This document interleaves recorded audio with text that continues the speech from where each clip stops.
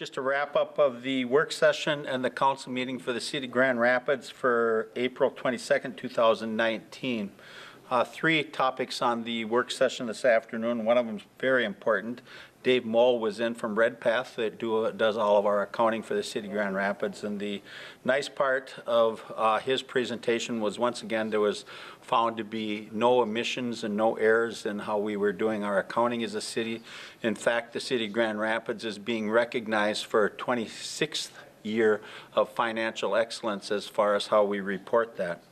The other part of the presentations from Dave was that from a reserve standpoint, the city is carrying adequate reserves. 50% of what our operating expenses are in the year we carry as reserves, just in case something happens. But one of the things that was evident in there that from a property tax standpoint and from an assessment standpoint, Grand Rapids is very fortunate in that we get 99% payment on those. So a lot of communities, Dave Moll said, run around the 90% mark. So if you're losing about 10% or 10% is uncollected, that could certainly screw up your budgeting process. But in Grand Rapids, people take their taxes seriously, both from a positive and negative standpoint when they come in during truth and taxation, but they also pay their property taxes and they pay their assessments.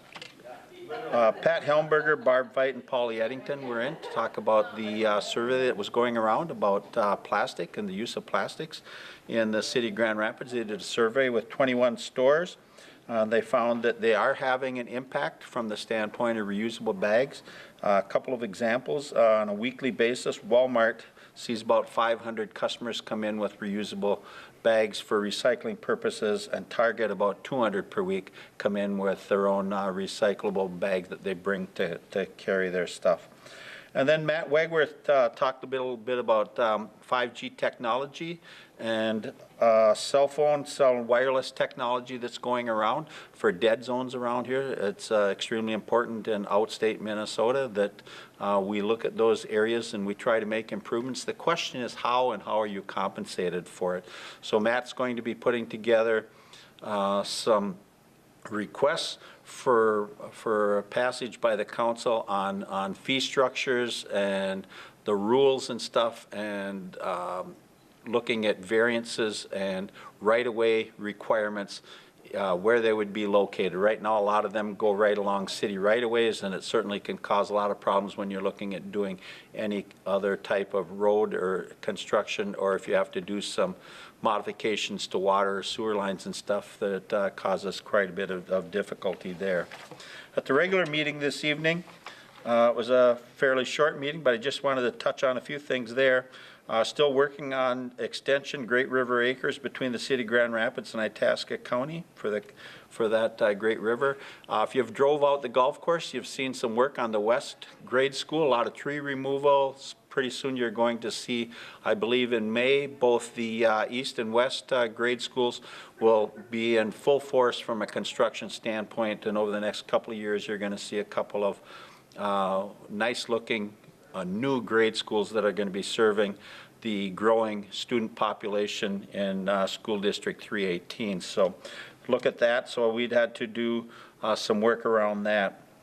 We also approved the plans and specifications and bids for the Grand Rapids to Cohasset Trail connection out along Highway 63 from where it ends at 63 and 76 all the way into Highway 2 following that route. And then we did an infrastructure permanent easement with Bland & Paper Company as it relates to the Grand Rapids Cohasset connection. Part of that goes across there, so we had to get some support and permanent easements from Bland & Paper. And then the last one on the consent agenda was some easement from Chris Connor as it related once again to the west and east school properties and stuff. Looking at the reports, Bob Cahill was in, talked about the golf course from a department head standpoint. The course opened on April 19th. It was what he called a soft opening, in that they were planning on opening on Saturday the 20th, but the day was so nice that they opened it on the 19th to walking traffic only. And then the golf course went into full operations with cart operations and rentals and stuff on the 20th, and they're expecting a great season out there this year.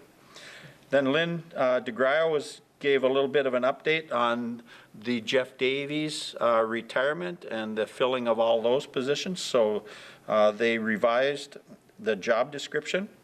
They appointed Matt Wegworth as the Director of Engineering and Public Works. They moved Jeff Davies from now until his full retirement in August as special projects. They moved Kevin Cates to the superintendent effective May 1st. They're posting to fill Kevin Cates' position, and then they will, as these all keep moving up, they will be filling an engineering tech position. So there's 6 requests under administration for one guy moving, retiring. So there's a lot of work as you do the bumping and filling process. But the bottom line is that it's revenue neutral for the city, and it's going to give some other people opportunities to do some other things in their working career with the city of Grand Rapids. We have 3 weeks between council meetings with the 5 Mondays in April here. So we look forward to seeing everyone 3 weeks from tonight as we do the council wrap up at that point in time. And once again, as I always do, I would encourage you to get out, use our sidewalks, streets, trails. As the weather gets nice, get out and enjoy something, take a kid along, have an opportunity to get some physical exercise.